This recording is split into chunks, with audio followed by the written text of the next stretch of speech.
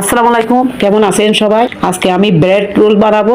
আপনারা সম্পূর্ণ ভিডিও দেখতে থাকুন। কতটাই আমি 8 পিস পাউরুটি নিয়েছি। পাউরুটিগুলো আমি বেলে নিব। এরকম পাতলা করে বেলে নিতে হবে। সব পাউরুটি আমি এরকম করে বেলে নিচ্ছি। সব পাউরুটি আমি এরকম বেলে নিয়েছি। এবার পাশে লাল অংশ যে আছে এটা আমি কেটে নিব। এভাবে কেটে নিতে হবে। আমি সবগুলো কেটে নিয়েছি। এখানে যে আছে লাল অংশটি এটা ব্যাকখাম ইউজ করব। এখানে ময়দা নিয়েছি, অল্প পানি দিয়ে একটা ডো রেডি করব। এখানে একটা ব্যাটার রেডি করেছি। ডিম ভেঙে নিচ্ছি। 2টা ডিম আমি মিক্স করে নিব। এখানে পাউরুটির মধ্যে আমি মাংসের কিমা দিচ্ছি। আপনারা সবজির কিমা দিয়েও এই ব্রেড রোলটা বানিয়ে নিতে পারেন। আমি ময়দা যে এখানে মেখে রেখেছিলাম এগুলো দিয়ে একটু লাগিয়ে নিচ্ছি পাউরুটিতে। ময়দার ব্যাটার লাগিয়ে দিলে খুব সহজে লাগিয়ে যাবে। একটা রোল রেডি হয়ে গিয়েছে। এভাবে রেডি করে নিব সবগুলা।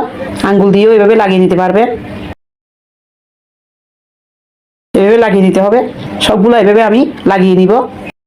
এবার লাগানো হয়ে গেলে আমি ডিমের যে মিশ্রণ রেখেছি এগুলোতে আমি লাগিয়ে নিচ্ছি। এবার ব্যাকখামের মধ্যে লাগিয়ে নিব। এভাবে সবগুলো আমি লাগিয়ে নিচ্ছি। ব্যাকখামের মধ্যে এভাবে লাগিয়ে নিতে হবে। সবগুলো আমি লাগিয়ে নিয়েছি।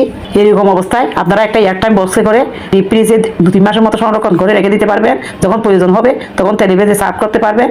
আমি একটা প্যানের মধ্যে পরিমাণ মতো তেল দিয়েছি। এবার ভেজে নিব। জালটা মিডিয়াম রেখেছি। উল্টে পাল্টে এভাবে ভেজে নিব। আমার এই ভিডিও ভালো লাগলে লাইক শেয়ার ফলো করবেন। ইউটিউব থেকে দেখলে সাবস্ক্রাইব করবেন। এবার আমি উঠিয়ে নিচ্ছি। বাকিগুলো আমি ভেজে নিচ্ছি। এগুলোও ভাজা হয়ে গিয়েছে, উঠিয়ে নিব। সবগুলো উঠিয়ে নিয়েছি।